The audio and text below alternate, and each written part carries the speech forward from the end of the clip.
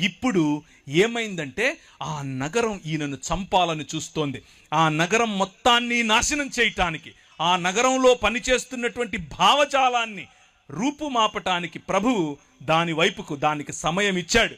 ఇంకా మారు మనసు నిర్మాణం. కానీ ఏమా నిర్మాణం? సొదమ, నీ చెల్లెలైన సొదమ చేసిన దోషం. ఎందుకని ఆయన ఆ నగరాన్ని నిర్మూలన చేయాలనుకున్నాడు?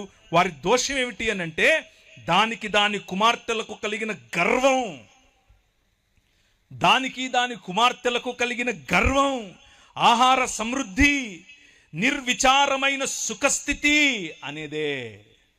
3 విషయాలు. చాలా సరళమైంది బైబిల్. మనం ఏదో దీన్ని ఓవర్ స్పిరిచువలైజ్ చేయాల్సిన అవసరం ఏమీ లేదు. మనిషికి ఎప్పుడైతే ధనం చేరుతుందో, గర్వం, దీన్నే సొయ్యం అని కూడా అంటారు, సొయ్యం పడుతుందో, బాగా కొవ్వు పడుతుందో, అప్పుడు ఆహార సమృద్ధిని చూసి నా దగ్గర చాలా ఆహారం ఉంది అని చెప్పి గర్వపడతాడు. నా దగ్గర సుఖస్థితి ఉంది అని గర్వపడతాడు. ఇవన్నీ కూడా నగరాల్లో కనిపిస్తాయి. ఆహార సమృద్ధి, ఎక్కడ చూసినా ఆహార సమృద్ధి. ఒకరోజు కరోనా వచ్చింది. కరోనా వస్తే ఒక ఆయన దాన్ని ఏమంటారు, మనకు వాట్సాప్లలో చాలామందికి ఇప్పుడు లాక్డౌన్ పెడుతున్నారంట, ఇక మీకు భోజనాలు గిజనాలు ఉండవు, ముందే పోయి కొనుక్కోండి అంటే, నేను నా పిల్లలు భోజనం చేయాలి అని చెప్పి కారు వేసుకుని బయలుదేరి వెళ్ళిపోయాను. దగ్గరలో ఒక సూపర్ మార్కెట్ ఉంది. కనిపించినట్టు కొనేస్తున్నాను. కార్డు గోకేసి ₹1,00,000 పైన కొన్నాను. అంతా కారంతా నింపుకున్నాను. ప్రభు నాతో మాట్లాడు, ఒరే ఆహార సమృద్ధిని నమ్ముకుంటావా అన్నాడు.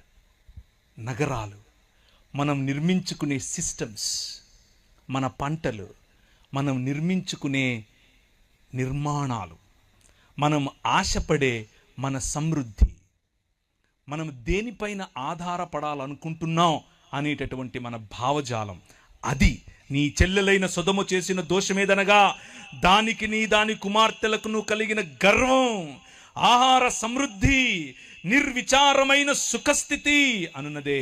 అది దీనులకును దరిద్రులకును సహాయము చేయకుండెను. వారు అహంకరించి దాని దృష్టికి హేయక్రియలు చేసిరి గనుక నేను దానిని చూచి వారిని వెళ్ళగొట్టి తినే. దేవుడు సొదొమ గొమొర్రాలను నాశనం చేసింది దేనికి అని అంటే అలా అనుకుంటాం, అలా మనకు చదివితే అనిపిస్తుంది కూడా. ఏమనంటే, ఈ దానిని నాశనం చేయటానికి వీరు వచ్చారు, ఎవరు? దేవదూతలు. అప్పుడు గ్యాంగ్ రేప్ చేయాలి అని అందరూ కలిసి ఆ దేవదూతల మీద పడ్డారు. కాబట్టి గ్యాంగ్ రేప్ దేవుడు ఒప్పుకోడు. కాబట్టి వాళ్ళను ఫైర్ అండ్ బ్రిమ్స్టోన్ అనగా అగ్నిమగరి